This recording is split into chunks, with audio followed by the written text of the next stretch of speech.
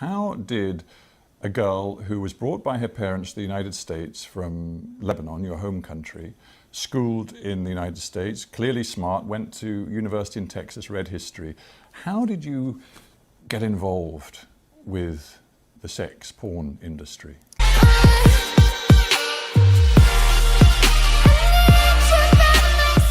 How did a girl who was brought by her parents to the United States from Lebanon, your home country, schooled in the United States, clearly smart, went to university in Texas, read history, how did you get involved with the sex porn industry? I don't think low self-esteem discriminates against anyone. It doesn't matter if you come from a great family or if you come from a not so great background. I struggled my entire childhood with weight, and I never felt attractive or worthy of male attention. And suddenly, my first year of college, I start losing all this weight from making small changes. And by the time I graduated, I was ready to make a bigger difference. I felt extremely self-conscious about my breasts because that was the first thing to go when I lost all the weight. I lost about 50 pounds. I don't know how many kilos that is, or stones. Well, it's a considerable amount of weight. Yeah. It changed your body, it changed you physically. Completely. Yeah. So my biggest insecurity was my breasts. So I wanted to more or less go back to what they normally were. And once I did that, I started garnering all of this attention from men, and I was never used to it. And I felt like unless I held on to it and kind of did what was asked of me or what was expected of me, it would go away. And after feeling what it was like, that validation and, you know, the compliments for the first time, I did not want that to go away.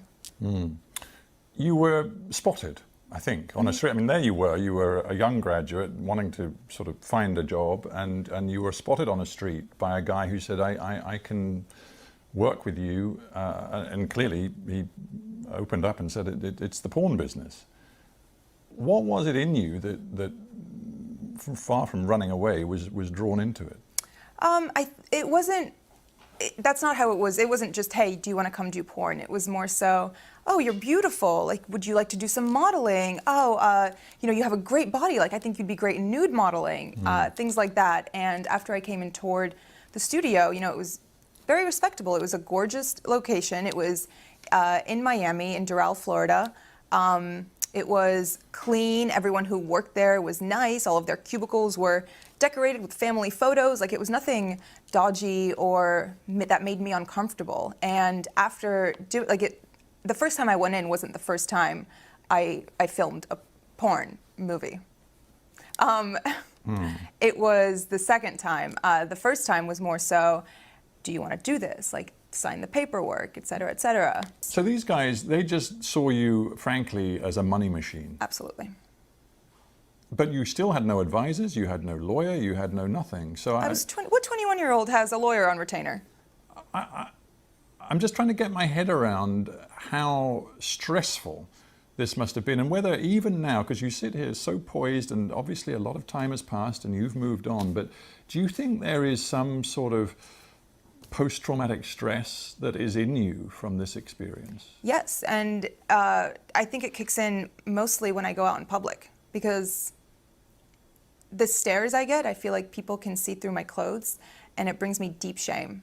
It makes me feel like I lost all right to my privacy, which I did, because I'm one Google search away. Yeah, and those images you cannot expunge. You have no right, even though it is deeply personal to you, you have no right to remove them from anybody's view around the world. Yeah. It is very hard. It is. And I'm just thinking, this isn't, I mean, this story is your story, but frankly, it's also the story of other porn actors and actresses. I honestly started seeing that recently after the interview came out, and people started reaching out, and all of the emails go, my manager checks them. And when he gets stuff like that, he filters them and sends them to me. And reading the words of some of these girls who have been sex trafficked and forced into porn, and all of these stories of girls whose lives have been ruined by it, and by men who have taken advantage of them, and by contracts that they didn't even understand the jargon of. it makes me feel like, okay, maybe it was good that I started talking and that I posted this interview and that I'm speaking out now, because other people feel the same way. And even if they don't relate on as deep a level as, you know, doing porn, they can relate on the level of being insecure and being pressured into doing something they didn't want to do. You were wearing the Islamic headscarf, often known as hijab, and of course then it developed into a sort of a sex scene. You must have known how provocative that was. I verbatim told them, you guys are going to get me killed. And they said? They just laughed. Why didn't you then say, I'm not doing it? Intimidation. I was scared. But I knew that if I said no, it would, you know, they're not going to force you to do it. At that point, that's rape. No one's going to force you to have sex. But I was still scared. I mean, have you ever felt scared not scared, but nervous to speak up and say something at a restaurant when your food's not right and the waiter comes by and says, how is everything?